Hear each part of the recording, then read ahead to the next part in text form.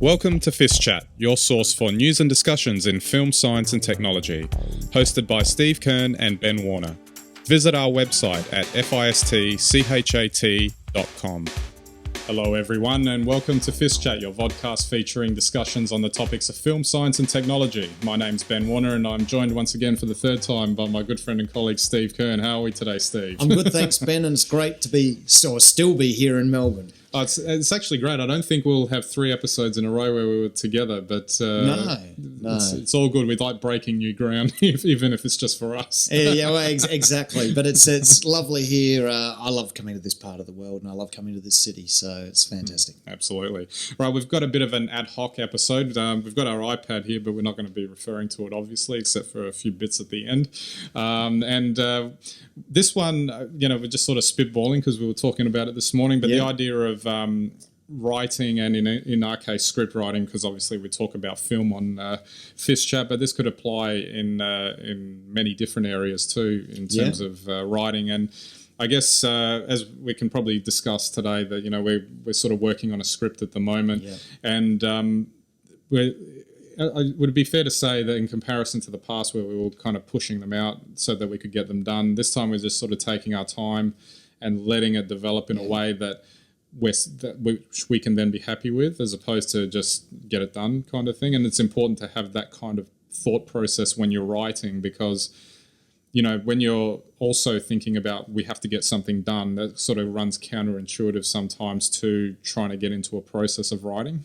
Well, there's a lot of pressure in filmmaking, which probably most of our listeners understand anyway, but there's a lot of pressure in filmmaking, and typically once you pull the pin and you start to make a film, there ain't no going back, and it's not going to get easier at any point until you call a wrap. So it's nice, I have to say, that to be writing in the way we're writing at the moment without that sort of pressure. I think maybe you should explain to everyone what it is we're doing and why we're doing it this way. And we'll keep you updated on FiST Chat.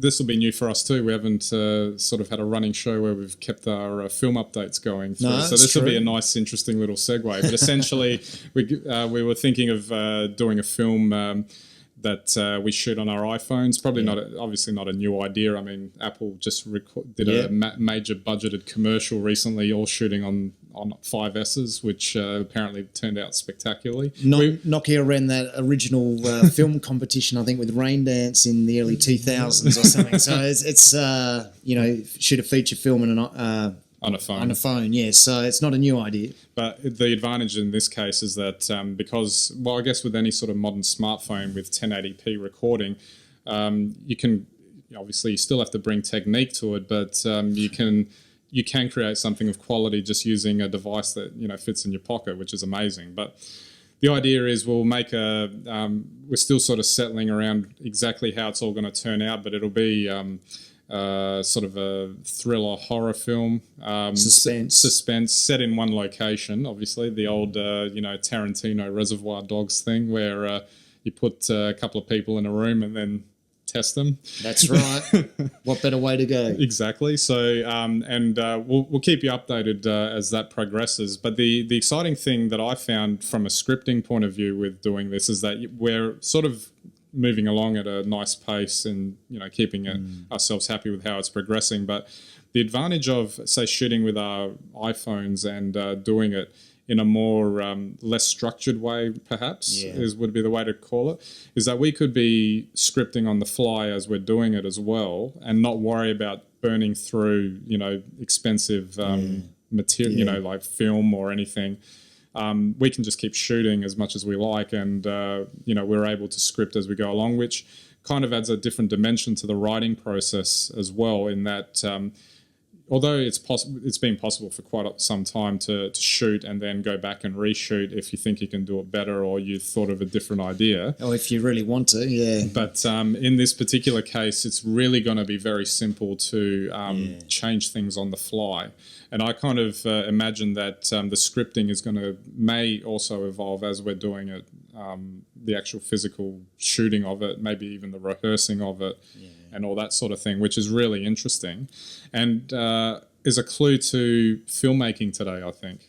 Well, I think exactly. I think probably with our experiences over the last decade or so in making films, you become a lot more clever and a lot more, not risk averse, but maybe work averse or futility averse. And of course, you know, one of the biggest time consuming factors in making a film is setting up, setting up for a shot.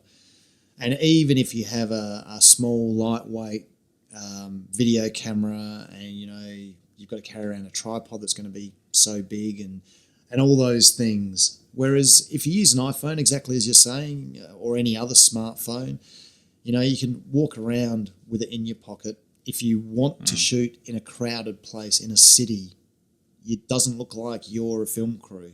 You know, it's guerrilla filmmaking, but at 1080p. Yeah. You know, it's the outdoors. The cameras perform very well in sunlight. You can do things that just wouldn't be possible, and you can do them quicker. And that by doing them quicker means you've got more time to work on the performance. Yeah. Obviously, your shots don't change because you always, you know what shot you want in your mind. You know how you want them to cut together. But you're not hampered. And if the shot, when you get to a physical location, doesn't work out, as it frequently doesn't when you finally set up and say, right, roll, every time you have to take that camera down, shift the lights, get everyone set up again to go, that takes time. And that's what wears you out. With a phone, I'm predicting, and we've never done this before, but I'm predicting that we'll be able to get to the shots that we want easier and quicker. And that will lead to a better performance, and that will lead to a better, story on video. And a certain amount of flexibility when you're working with actors and things like that. I think, obviously not having acted, but I know that actors can get frustrated with the filmmaking process. You are an actor's director, though. Well, if you say so, I'm not 100% sure. But I know that they can get frustrated with the filming process because of the stop-starting nature of it, and the fact that, they have to be on when everyone's ready, and they might only have to be on for 5 minutes, and then they might have to wait for 2 hours while we're shifting all the lights around and getting everything ready. So I'm sort of excited by the idea that, we could move on the fly and just incorporate that as part of the process, that things can just move so quickly that you can try different things. And that's precisely it. I'm excited that if we go out and we do 8 hours filmmaking, 7 hours it will actually be filmmaking, 1 hour, moving stuff around. Whereas, if you do it the old style, it's 7 hours moving stuff around, 1 hour acting. Yeah, exactly. If we bring it back to writing, and I think we were discussing this before about the actual writing process, and this probably applies not just to scripting, but can also apply to any sort of writing, is that there's a process that occurs that I find that, you're staring at a blank page, and it's very daunting when you're looking at that blank page and you're going, well, how are we going to start this thing? But I find that the most important thing to do when you're writing anything, and film scripting is equally as important, is just start doing something. Because that's right. On Monday, for example, I went out and had some spare time, and I just blurted out 10 pages of script for this film that we're working on. You're a machine, Ben. And the only reason it blurted out like that was because I started with something I thought I wanted to do, and then all of a sudden these other ideas start to click in, and then all of a sudden you find you're writing a whole bunch of stuff that you didn't even imagine before you started. Maybe at a later point, maybe it doesn't work. Maybe you need to take something out. But the important thing is just to get something down, because then afterwards you can play around with it and move things around. That's right. Yeah. But when you've got nothing, when there's just a blank page there, then obviously you can't do anything with nothing. And on the digital side of that is that there's always a blank page in front of you. You've got your phone, you've got your iPad, you've got you've got access to something. Even if it's just a pen and paper. But the point is that to sit down and write now, to sit down and create, literally you can do it anywhere. Yeah. You probably could have always done it anywhere in the past, but now you can capture it. Pull out your phone, talk into your phone, get some notes down, tap away. You always have time to build something or to write something if that's what's needed in the creative process. And that's part of where probably, technology can really help people who who are making film projects for the love of it. You know, you can make it that little bit easier for yourself. You can make it that little bit more enjoyable for yourself. And there's no point in making films if you're not going to enjoy it. Well, just as, for example, a technical aspect, and I'm sure that this could apply to multiple types of devices, whatever cloud platform you're using, whatever. For example, I've got my MacBook here in front of me. I can open that up, start typing away, writing something. I then pick up my iPad. I can review it because it syncs with my iPad, and it's easier to review a document, I find, on an iPad because it's more intuitive for reading purposes than what a laptop is. Whereas a laptop, you have to sit down at a desk and sort of scroll through it and all that sort of thing. Whereas an iPad, you could maybe take it to the couch and just sort of relax and read. And if you want to, you can also update it, do minor updates to it as well. And you can chop and change between those things as well, which makes it quite easy. But at the end of the day, it's regardless of whatever device you're using, or even if you just want to do it the old-fashioned way with a pen and a piece of paper. I don't advocate that because it's too slow. I find my brain works a bit faster than that, and my typing is a lot faster than my handwriting. But if that works for you, just get it down, and you'll be surprised at what comes out. Yeah, and I think probably quite possibly the other thing that's important too is that with digital devices today, if you do happen to be out and you see a character or you see a location, you can take an image of that on the spot. You can upload it for commentary with your script writing colleagues or your friends or your actors, to see what they think. But also then you've got a record of where it was, documentation of it, and so you can literally always be on the lookout for working on your script without actually having to sit down and make time. And that's probably one thing where the digital technologies, not just in filmmaking, but across the board, can give us, that probably an edge we take for granted now. But 20 years ago, you'd be walking around with a Polaroid, and pen or pad and paper. Yeah, exactly. And one last point that I thought is worth mentioning too that also influences the writing process is that we could, for example, write this script, say if it turns out to be 90 to 100 pages roughly, and then we get some actors in, and we can get them to go through the whole script in rehearsal. They can work out what they want to do and what they bring to it.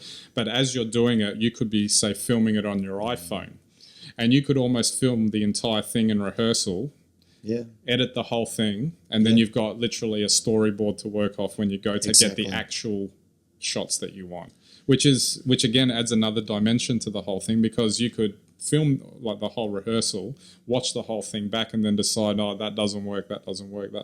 We won't waste our time doing that, or maybe we need to do this. And that's a level of revision that I think that's in the filmmaking process now that never was there before. That's right. I mean, you used to have readings and things like that, but, to capture it, you'd have to have a video, and then you'd have to plug the video into something, or, capture it again, on a computer. But now, you record it on your phone and watch it back straight away. Yeah. I mean, that's real power, and that really does help the process. So probably I think there are a lot of things, when you actually think about it, that digital technologies really do aid the modern filmmaker. But I'm not sure that we're always aware of them, and we always take advantage of them. I guess the one other final point to make is that if you combine all these things together, the actual writing process isn't just sitting down in front of a laptop writing something or with a pen and paper. It's a whole variety of different techniques that bring it together for the final product. So it's an amazing time, really, that we're living in, that we have access to all of these tools that can help us do these things that we love doing. That's absolutely true.